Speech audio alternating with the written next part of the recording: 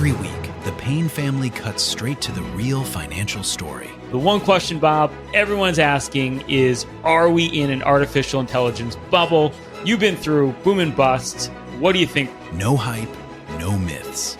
Just what actually matters to your money. Does feel very similar to what we experienced in the 90s. Where are we, though? Are we in 1995, 1997, 1999? Listen to the Pain Points of Wealth on the Red Apple Podcast Network. The Rita Cosby Show on the Red Apple Podcast Network.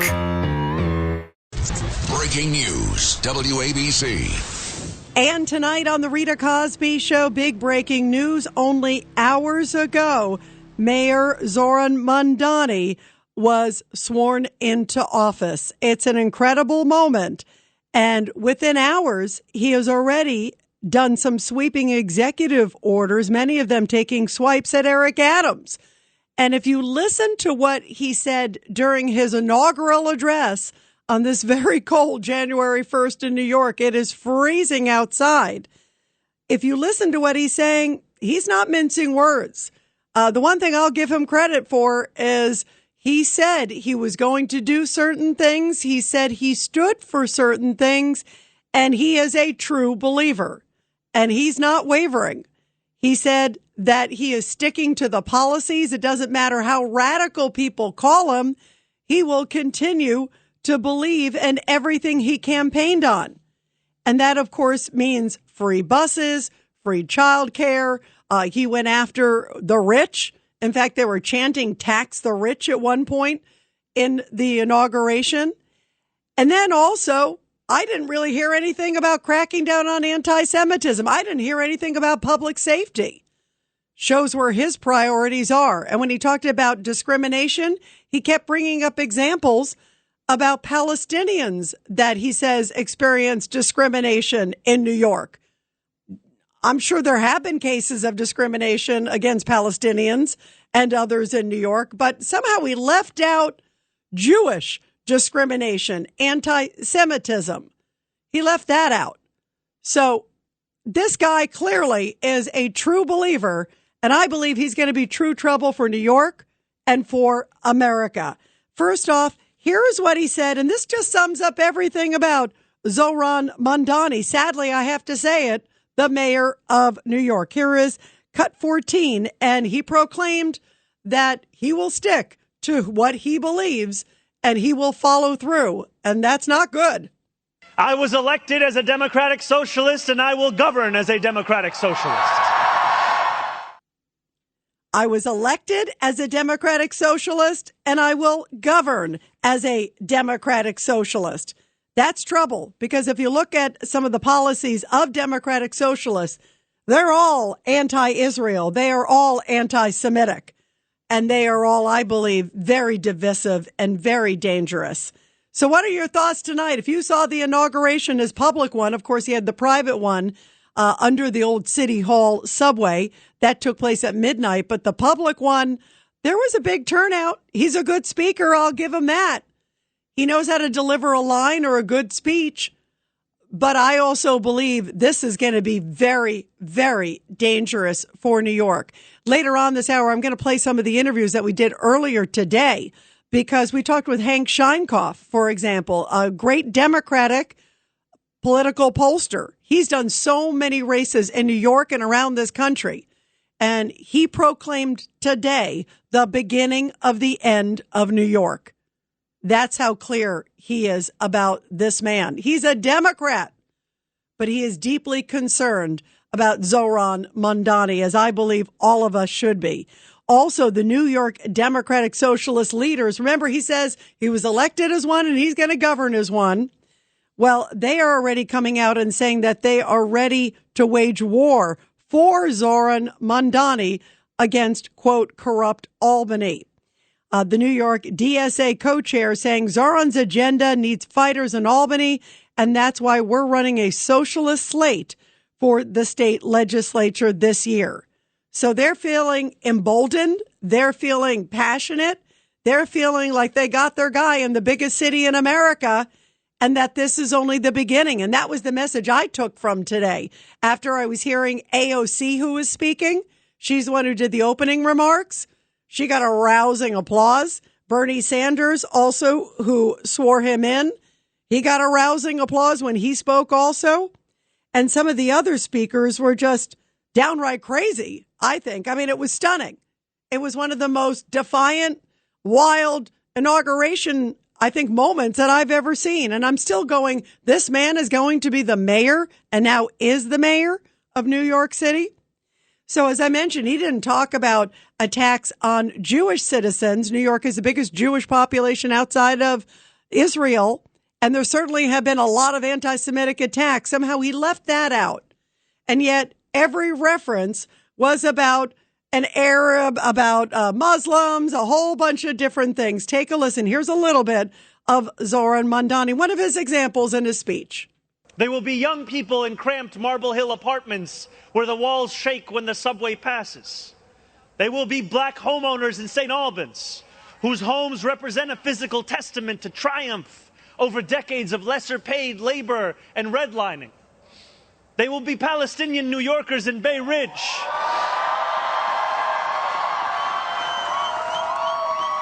who will no longer have to contend with a politics that speaks of universalism and then makes them the exception. I'm sure there are Palestinians in Bay Ridge. But guess what? There have been a lot of anti-Semitic attacks all over the New York area, all over the 5 boroughs. So why didn't he address that? Somehow he left that out, intentionally, of course. There's no doubt. This guy is not going to be a mayor for all New Yorkers. He's going to be a mayor for the New Yorkers that he likes. And I'm really worried, even more so, what's going to happen with protests and things in our city, because I don't think this guy's going to tell any of them to stand down, depending what they're protesting. If they're protesting a mosque, he'll suddenly say stand down. If they're protesting a synagogue, he's going to say, do you need support? We'll send more to help you. This guy is a true believer. And as I mentioned, there were other speakers there today. Let's not forget the imam. And all he talked about was immigrants and how terrible ICE is. Take a listen. Let justice not be a slogan, but a structure. Let equity not be a promise, but a practice. Let policy be shaped by compassion and budgets reflective of our values. Protect the most vulnerable amongst us, our children and elders, our immigrants and asylum seekers, our unhoused neighbors, our workers, our artists, our caregivers, and the students who keep this city alive. Heal what has been broken by neglect and greed. Soften hearts hardened by fear. Replace cynicism with courage and despair with collective hope. Does that make you hopeful? It doesn't make me hopeful. And then there was this guy, Amadou Lee. This is interesting. He and 2 others were the ones who were involved in swearing in the public advocate, Jumaane Williams, because the New York comptroller got sworn in first. And then you saw Jumaane Williams, the public advocate, and then came Zohran Mamdani, all at Mandani's inauguration ceremony. And this guy, Amadou Lee, he and 2 others were introduced as folks who've had problems with ICE, who've been essentially abused by ICE. That was the theme. So here's Amadou Lee talking a little bit about some of the other folks that were up there on the stage and what they all have in common. Every day, thousands of New Yorkers face the fear I once did without the spotlight. They fear being abducted, detained, and disappeared. With me today is Miss Aissatou Diallo and Mr. Perez. Miss Diallo has lived in the United States for over 20 years.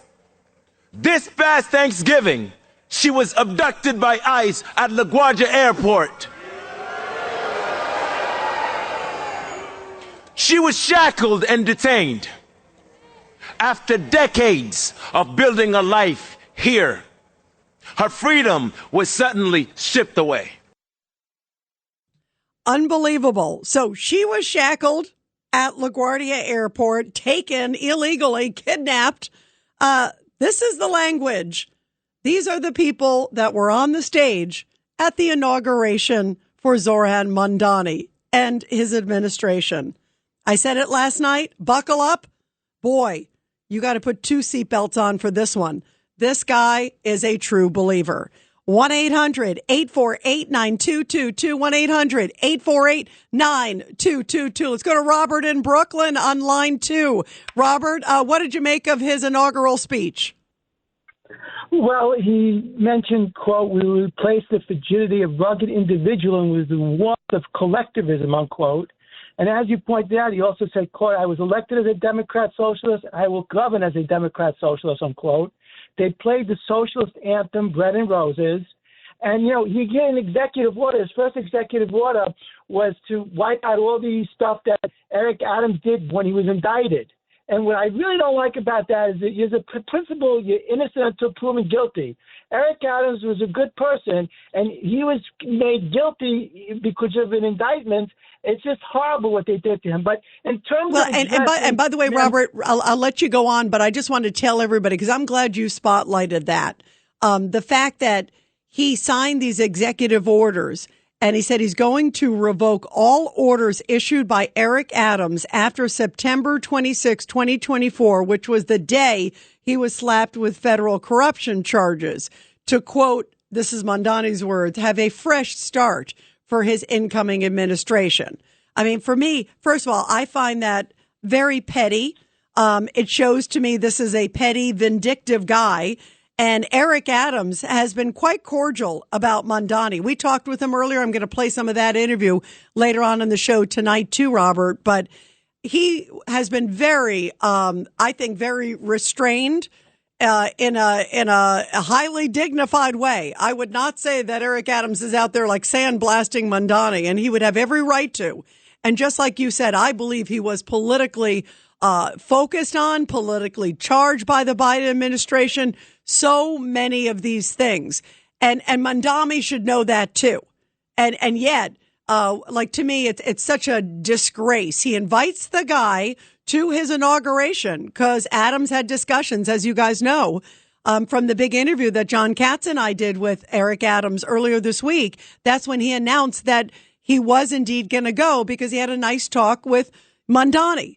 So what does Mandani do? As soon as his first thing in office, rescinds, all these executive orders tied to Eric Adams, like a slap in the face to Eric Adams. And to me, that shows to me a very petty, very partisan.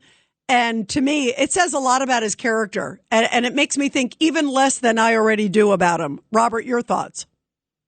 Okay, well, now, in terms of the MAGA people, Trump and the MAGA supporters, what needs to happen is issues of affordability have to be addressed. Hang on. But Robert, my question to you before you get to that, my question to you is, don't you think that's petty? Don't you think that's a low life to do that? Yeah, the guy, Adams, has been nothing but classy to Mandani. Mandani doesn't deserve it.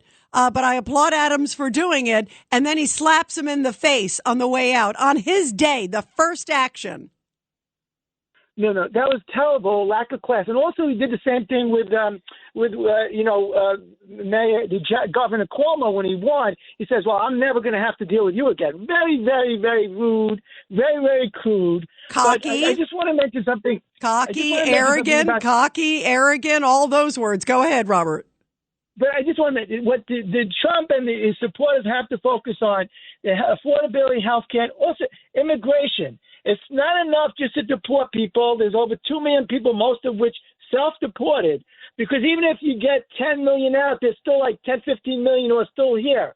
What Trump is going to have to do is he's going to have to get immigrants to come to the country who love the country, because right now Trump barely won against Kamala Harris, and it doesn't look good. He has to start we have to learn from them. We have to learn from them.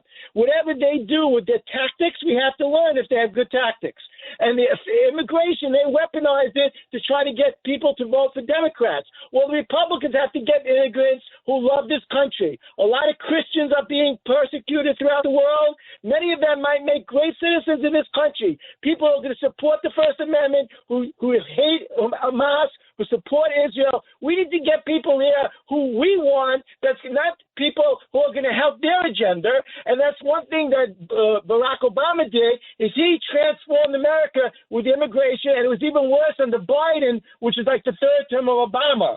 And one last point I just want to mention, you once had Olivia Reingold on to talk about Mandani, and she had a recent article, you might want to get her on. She talked about the divide with some Jewish families, that there were some young Jewish people voting for this horrible Mandani. And she said the biggest common denominator was they went to private schools like Horace Mann and Poly Prep, because the kids are being indoctrinated. You mentioned a few nights ago about they're going to teach the kids about January 6th.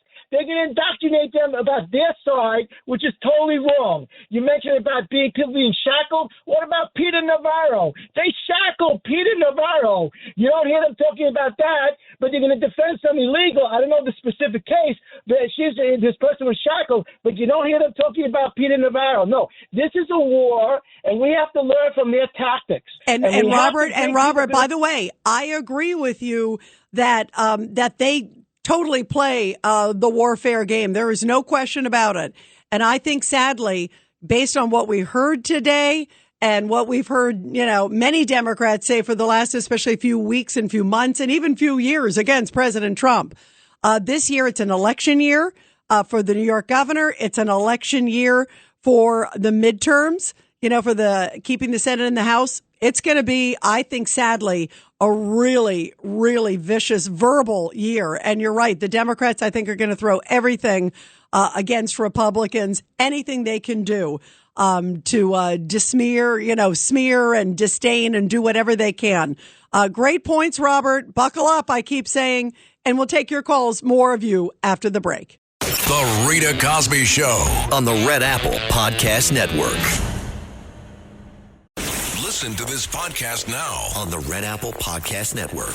The Leadership Thread with Dr. Peggy Polonis. I'm Dr. Peggy Polonis. Join me on each episode where I unravel the story that shaped leaders, tracing the thread that led them where they are today. Because leadership isn't born in adulthood. And thank you once again for joining us on the Leadership Thread, education, ethics, and sustainability.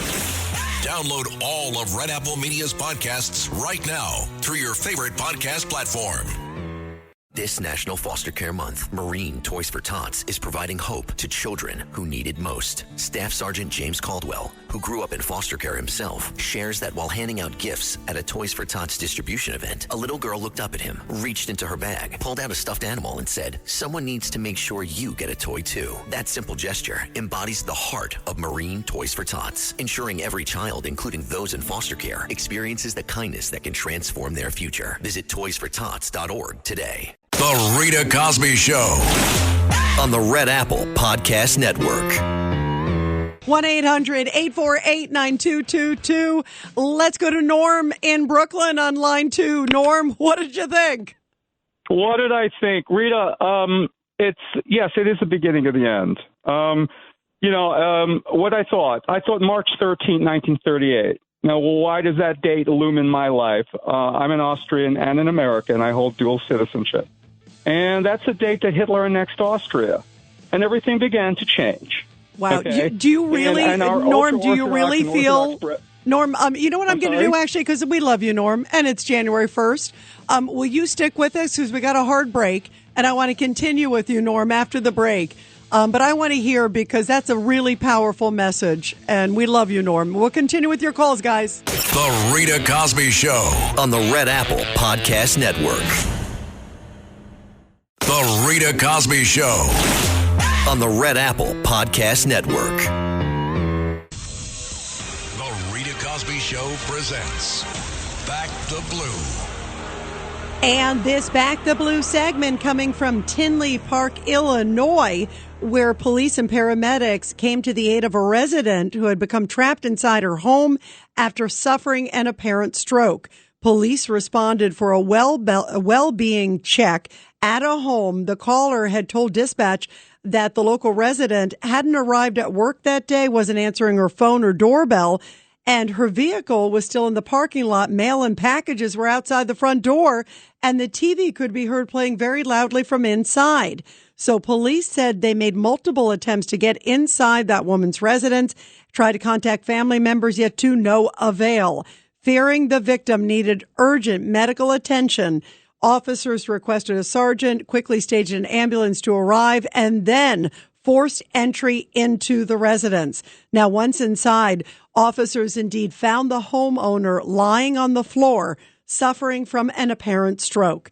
The officers immediately had her taken to the hospital, and where she thankfully underwent a successful surgery and was thankful to be alive, thanks to the great men and women in blue.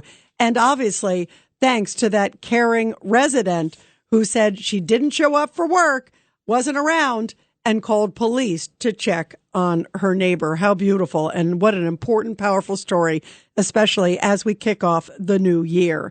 1-800-848-9222, 1-800-848-9222. Let's go to Norm on line 2 again. Sorry, Norm, we had a hard break, so go ahead. No worries. You My said pleasure. something really important. Go ahead. My thoughts is that first thing, I can't believe we are in this position. I can't believe. Well, why do I say I can't believe we are in this position? I'm dual citizen. I would say, can such a mayor ever become the mayor of Vienna? And I'm going to say, absolutely not. Absolutely not, because the people there, they kind of, this is for the home of the Holocaust. Many of those people, they remember. There's a collective memory of it. It's only in this, stupid city where you have people who have, they have no memory, nothing of the past, nothing of the past. And you have certainly the Jewish community in Vienna. Certainly they ain't voting for a Mamdani. Yeah, okay? it astounds me that any Jewish individual would vote for Mandani. By the way, you know what? Did you hear, Norm, that also today, Katie Wilson, I believe, got sworn in of Seattle, and she's not to the she hasn't, as far as I know, she hasn't made some of those really vile anti-Semitic comments, but she has been a defund the policer. She's definitely a democratic socialist. So and she kind of even says she's fascinated by Mandani, that he's sort of her idol. So, so it is scary, especially when you hear AOC and Bernie today, who are at his inauguration, talking about essentially almost sort of part of a national trend, that Mandani is sort of kicking off this national trend.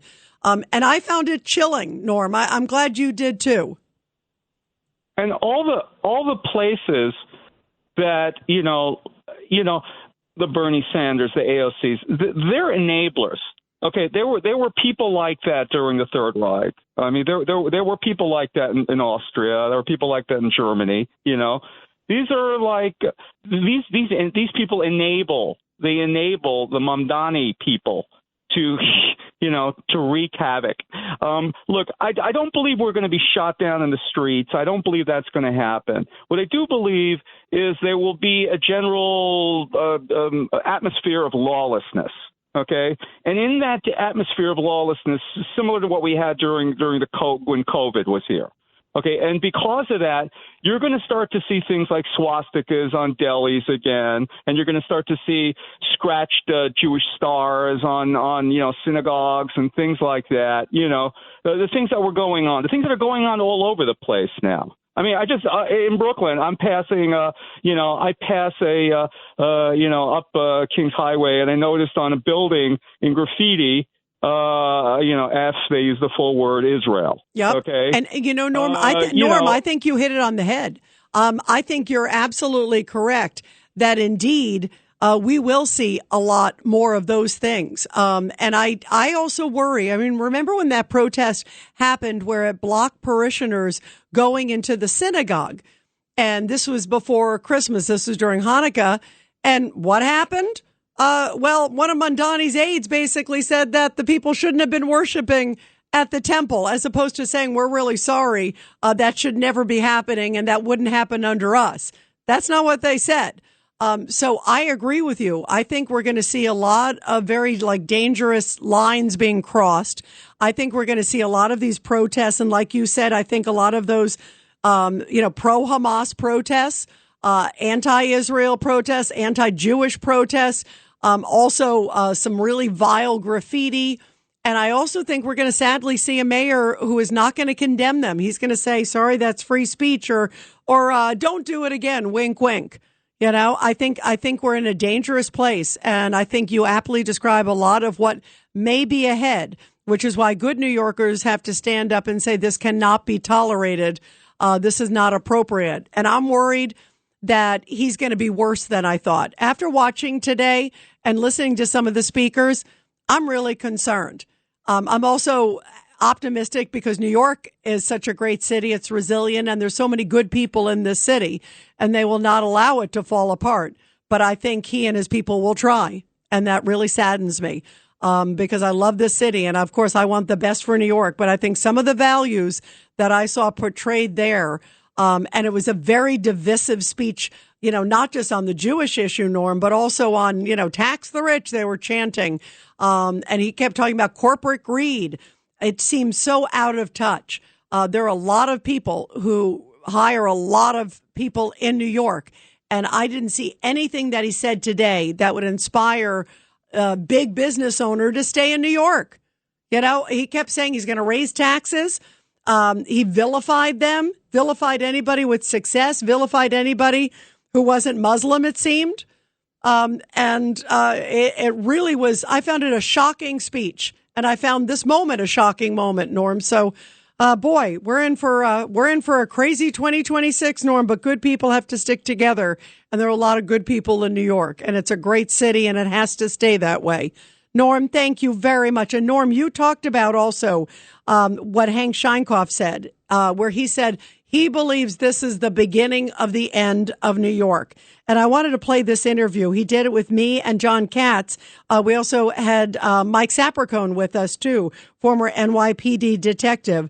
And we were talking earlier on Katz and Cosby. We talked to the great Democrat. Remember, he is a Democratic political consultant. He's done many campaigns in New York, around America, around the world, highly respected in Republican, Democratic, and independent circles. And Hank Scheinkoff said, this is a dramatic, very dire moment for New York. Take a listen. Here's the interview. Now we're going to Hank Scheinkoff, the great political guru. Hank, your reaction to Mandani, his speech today, and the other speakers. You probably just heard from Bruce Blakeman, and Bruce was saying no reference to anti-Semitism, and yet they also doubled down on Democratic Socialists of America, which is so virulent, anti-Israel, anti-Jewish. Your thoughts? And anti-cop, for that matter, by the way, I might add. Yep. Which means anti-order and anti-democracy. So the word of the idea that they have something to do, the socialists have something to do with democracy is entirely, completely wrong. So, look, why is anyone surprised by what the now mayor had to say? I don't understand. He told you what he was going to do. He told you what he was going to say. He did exactly what he said he would do. Why are people surprised? I mean, what's the big whoop here? He's exactly the person that he said he was going to be when he rose up and when he won that race. Simple. I don't know what people are so surprised about. It's interesting, Hank. You are right, and I said it. I remember you, me, and John. We were talking early on. I used the phrase, "He's a true believer." To me, what I saw was somebody who was very anti-Semitic today. I heard no remorse. I just heard a very defiant speech. And even the speakers, even before him, some of the comments from the imam, some of the comments from the other people, and I didn't hear anything. At one point, I think there was a reference to a temple, but then everything else was Palestinians who've been targeted, Palestinians who've been this, speaking in Arabic. I mean, It's nonsense. It never happened. It's idiotic. I haven't seen a lot of Palestinians in Borough Park have been beaten up. I mean, let's be real about this. This is a warning to the Jewish community and to the Catholic community in New York City, because it always begins with the Jews, but it never ends with the Jews. A simple fact is in Bethlehem, which was now part of the Palestinian Authority, before it became part of the Palestinian Authority, since then, the number of Catholics have declined by 90%. So if you want If you want to listen to the rhetoric you heard today and tell yourself fables, you're entitled to do that. The reality is people of goodwill now have to organize to ensure that this mayor and those around him do not get out of control. He is with tenants this evening after that speech in Brooklyn. He's got a new office of tenant protection facility, which is fine, where they've targeted one company and they're going to go after them. The good news is not a lot of Jews in the company, but the beginning of the end of New York has already begun. The problem here is he'll have 6 months in which he can get away with it until he strikes the budget on July 1st at 12:01 a.m. Once that budget's struck, he's responsible for everything that happens. And it's going to be a heck of a time. And Kathy Hochul, the governor, has already collapsed. So we don't have to worry about that. She's already in his side because she's got an election coming up. She's got a primary she's worried about. There's a legislature that's more like him than not. I mean, the state is in very serious trouble. You know, Hank, I just want to repeat what you said because you just said a really powerful statement. The beginning of the end of New York has begun. I didn't recognize the New York he talked about today, and I agree with you. And it's really, really troubling and deeply concerning. You know, and meanwhile, his speech was all, we're here for all New York, and talked about even AOC, who was before him. She gave this reference to sort of, fury and barbarism and all these other things. You know, if you don't agree with us, essentially, you're the radical. It was shocking to me, and I found it very divisive, very excluding key people in New York. Like you just said, either you're with us or that's it. And it was a very defiant speech too. Even the speakers, I don't think I've ever seen an inauguration like that. Well, it is, it's kind of like, again, what did people expect? He's doing exactly what he said he would do. He's going to make it faster for JP Morgan to move more people out of here. Where are the entry-level jobs that he's going to destroy? And he's right. Look, there are social inequities. There is no question about it. There have always been. And decent mayors have tried to end them by creating jobs, pathways to education.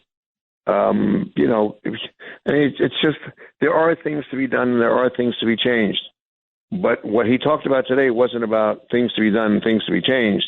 It's things to be radicalized and things to stop social mobility. How? By ensuring that people remain in place so long as they can fight. It's a problem. It's a real problem. Yeah, it's a real problem. Hank, we love you. Thank you for always supporting New York and putting New York first, and for speaking out too. And I'm sure we're going to be talking a lot this year. Happy New Year, and let's pray for New York and pray for America, Hank. Yeah, very powerful conversation with Hank Scheinkoff there. Again, you heard what he said. The beginning of the end of New York has begun. It's not a more powerful comment than that. Let's go to Nick in Virginia on line 2. Nick, you're here on the Rita Cosby Show on January 1st of 2026. Oh, Happy New Year, Rita, I guess. Yeah, I know. I guess too. You know what? I'm ever the optimist, so I'm continuing to stay optimistic, well, but it is troubling. There's no doubt. You're a better man than I am, Gunga Din. Anyway, Rita, I noticed that Mr. Mandani took his oath of office with his hand on the Quran. Yes. Now, what happened to the Bible? Well, and he has a choice. He's a Muslim. He's a devout Muslim. And in fact, on one of them, I think he had 2 Qurans on top of each other. One of them was one from the New York Public Library.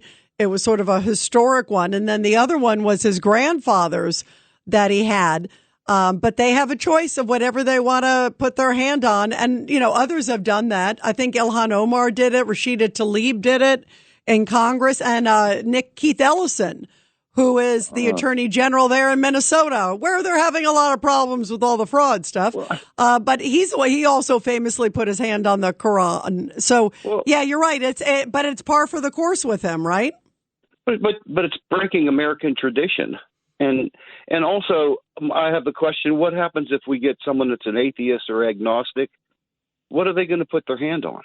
Right. That's interesting. Right. A computer screen with Wikipedia on the screen. Because right. That's probably what they believe in. That's their Bible. No, but you're right. I hear what you're saying. I mean, and to me, it was not surprising that he put his hand on the Quran. I remember when there were kind of rumors that he might do it, everyone was like, wow, it was surprising at that moment.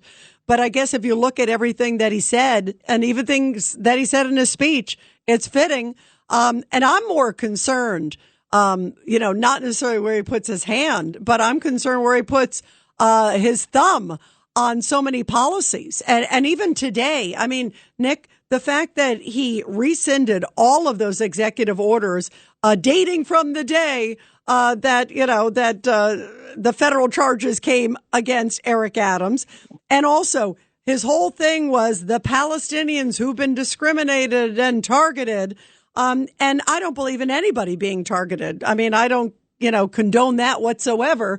But I seem to miss the parts of his speech where he talked about anti-Semitism. I missed the parts of his speech where he talked about supporting the police. Somehow those things weren't in there, Nick, and that's troubling, right?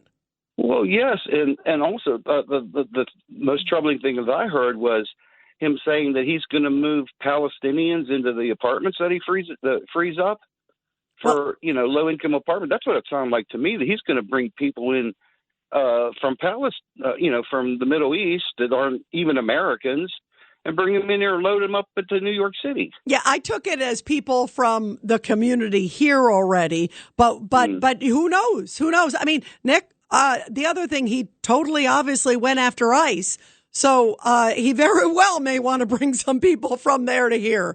Based on his speech, I wouldn't put anything past this guy. And it is troubling, Nick. It is, and we've got to really keep an eye. It is shocking that here we are, 2026, and look at what's ahead for New York City with this guy. I think a lot of people, I always thought he was a true believer. There are some people today who are saying, Rita, you were right. And sadly, I hate to say it, I was, Nick, and I wish I wasn't. I was hoping maybe some of it was bluster. Maybe some of it was not his beliefs. I always believed that wasn't the case. I always believed that this guy was going to double and triple down. Well, today he quadrupled down, and that's not a good thing. Nick, pray for New York, will you, please? Yes, I will. I will. Every day, Rita. Thank you. Thank you very much. Thank you. And we're going to continue your calls, everybody, after the break. 1-800-848-9222. The Rita Cosby Show on the Red Apple Podcast Network. The holidays mean more travel, more shopping, more time online, and more personal info in more places that could expose you more to identity theft. But LifeLock monitors millions of data points per second. If your identity is stolen, our U.S.-based restoration specialists will fix it, guaranteed, or your money back. Don't face drained accounts, fraudulent loans, or financial losses alone.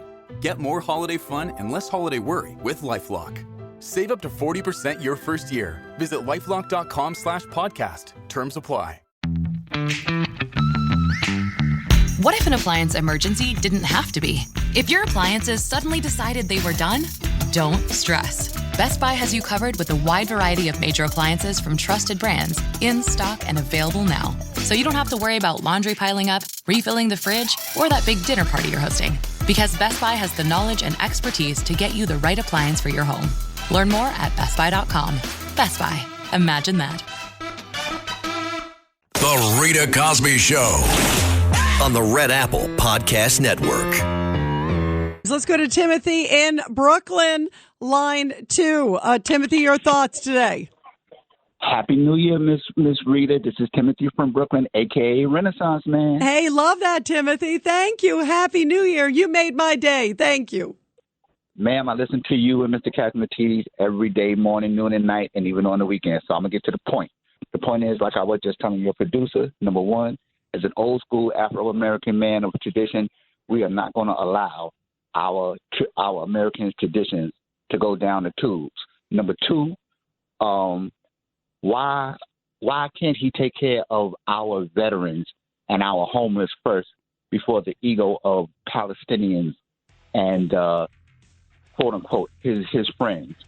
You know what? That's a very good point, Timothy, because I didn't hear him say we're going to take care of our veterans. That would have been a nice thing to say, especially on a very cold day in New York. Everything was Islamophobia, Palestinians, and thank goodness for the Democrat Socialists of America. As I said, buckle up. Thanks for listening to The Rita Cosby Show. You can hear The Rita Cosby Show weeknights at 10 on 77 WABC. If you like the podcast, share it with your friends and listen anytime at WABCRadio.com and download the WABC Radio app. Hit that subscribe button on all major podcast platforms. Plus, follow WABC on social on Instagram, TikTok, Facebook, and X. See you next time for a new episode so you never have to wonder. What the heck is going on here? Every week, the Payne family cuts straight to the real financial story. The one question, Bob, everyone's asking is, are we in an artificial intelligence bubble? You've been through boom and bust. What do you think? No hype, no myths. Just what actually matters to your money. Does feel very similar to what we experienced in the 90s. Where are we, though? Are we in 1995, 1997, 1999? Listen to the Pain Points of Wealth on the Red Apple Podcast Network.